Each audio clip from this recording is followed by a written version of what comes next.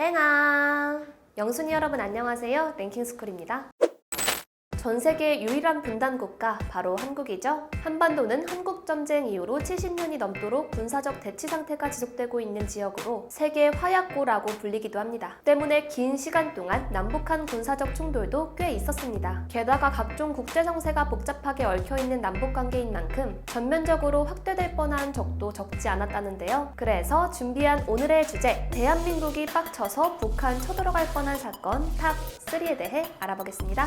3위 김신조 일당 청와대 습격 사건. 박정희 모가지 따라왔습니다. 대한민국을 충격의 도가니로 빠져들게 했던 말 한마디. 이 말을 한 사람은 김신조라는 무장공비였는데요. 김신조와 그의 일당은 대한민국의 대통령 박정희를 제거할 목적으로 북한에서 난파됩니다. 북한은 박정희 제거를 통해 한국 사회가 혼란스러워지길 바랬던 것으로 추정되는데요. 북한에서 보낸 김신조 일당은 완전 무장을 한 상태로 휴전선을 넘어 눈으로 덮인 산길을 무려 시속 12km의 속도로 청와대를 향해 내달립니다. 그야말로 어마무시한 속도였죠. 하지만 서울로 들어온 김신조 일당은 자하문 초소에서 대한민국 경찰들을 마주치게 되었고, 이곳에서 대한민국 경찰과 김신조 일당 사이에 총격전이 발생. 대한민국 최규식 총령과 정종주 병사 등을 포함한 군경장병 25명이 전사하게 됩니다. 심지어 김신조 일당이 시내버스를 국군지원버스로 오인, 시내버스에 수류탄을 던지고 사방으로 총을 난사하면서 무고한 민간인 7명이 사망하는 참사마저 벌어졌죠. 김신조 일당은 총격전 끝에 진압됐는데요. 투항한 김신조를 제외한 나머지 난파 공작원들은 모두 사살되었습니다. 이 사건은 희생자도 많았을 뿐더러 서울 한복판에서 발생한 만큼 대한민국을 비롯한 전 세계에 엄청난 충격을 안겼는데요. 이에 한국 정부는 김일성 제거 작전을 위한 일명 실미도 부대 684 부대를 창설하고 국군에는 예비군 제도를 도입시켰으며 육군 3, 4관 학교를 설립하는 등 전쟁을 준비하는 듯한 모습을 취했습니다. 게다가 현역병들은 모두 3에서 6개월 정도 복무가 연장됐으며 한미 합동 군사훈련인 을지 프리덤 가디언 연습이 시작되고 5분대 기조가 실시되면서 군사적 긴장감은 더 커져갔는데요. 이렇듯 당장 내일 전쟁이 일어나도 전혀 이상할 것이 없을 정도로 살얼음 위를 걷는 듯했던 한반도 상황. 그런데 이후 예상치 못한 상황이 전개됩니다. 바로 이우락 중앙정보부장이 비밀리에 북한을 방문한 것인데요. 당시 김일성이 북한을 방문한 이우락 부장에게 청와대 습격은 극렬분자들이 임의로 일으킨 사건이라며 남으로 돌아가거든 박정희에게는 미안한 일이 되었다고 꼭 전해주시오 라고 사과한 것인데요. 이것을 기점으로 한반도는 화해 모드로 돌입했고 남북은 7.4 공동성명까지 체결하게 됩니다. 하지만 아직도 이 사건의 유가족들은 당시의 아픔에서 헤어나오지 못하고 있는데요. 김일성의 사과도 공식적인 사과가 아니었던 만큼 북한 정권이 이 사태에 대해 대한민국 유가족들에게 공식적으로 사과해야 할 의무가 있지 않을까 생각해봅니다. 2위,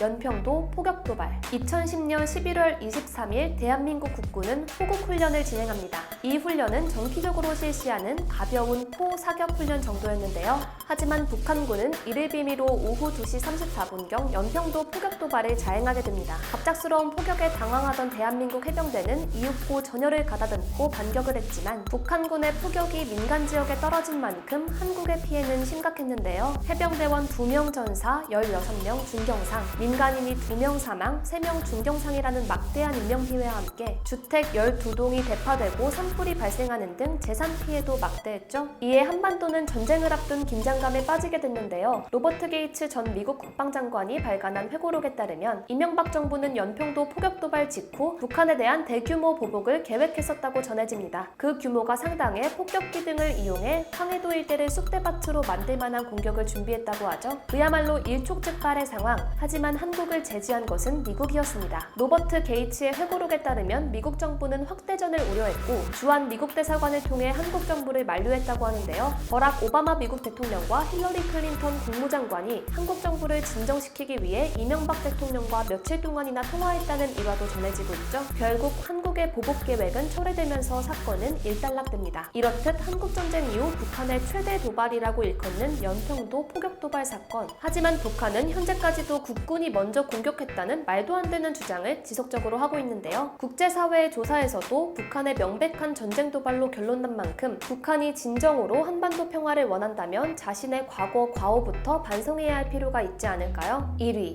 아웅산 묘소 폭발 사건. 한반도뿐만 아니라 전 세계를 전쟁의 공포로 몰아넣은 아웅산 묘소 폭발 사건. 북한 공작원이 미얀마를 방문한 당시 대통령 전두환을 겨냥해 아웅산 묘소를 폭발시킨 사건이죠. 이 사건으로 서석주 부총리, 이범석 외무부 장관, 한병춘 대통령 비서실장을 포함한 고위급 공무원 17명이 사망하게 됩니다. 하지만 정작 북한이 노렸던 전두환은 행사에 늦게 도착하면서 이들의 계획은 수포로 돌아가는데요. 그럼에도 국제법상 국가원수 제거 계획은 명백한 선전포고이기에 당시 한국 정치를 장악하고 있던 신군부와 하나회에는 강경론이 득세하기 시작합니다. 전쟁마저 불사하겠다는 의견이 터져나온 것이죠. 실제로 당시 미국 언론에 따르면 한국의 신군부는 일명 벌초작전이라고 불리는 보복전을 준비했다고 알려졌는데요. 자세한 내용은 알려지지 않았으나 해당 작전 내용을 들은 로버트 세네월드 유엔군 사령관이 경악해 한국 신군부를 뜯어 말렸을 정도라고 합니다. 하지만 이미 신군부 내에서는 강경파가 득세했기에 아무리 미국에 만류한들 신군부와 하나회는 미국의 말을 귓등으로도 듣지 않았습니다. 그런데 흥분한 신군부를 가라앉힌 건 뜻밖의 인물이었습니다.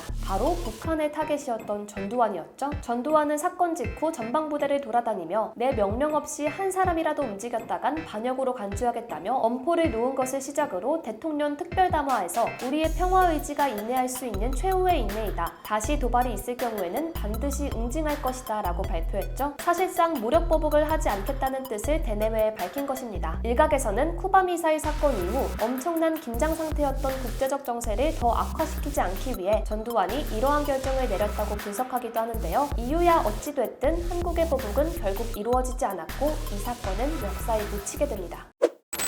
손뼉은 마주쳐야 소리가 나듯 평화도 두 국가가 모두 노력해야 가능합니다. 북한이 지금껏 자행해온 수많은 대남 도발에 대해 사죄하는 것, 이것이 한반도 평화로 나아가는 지름길이라는 것을 북한 정권은 자각해야겠죠. 지금까지 랭킹스쿨이었습니다. 감사합니다.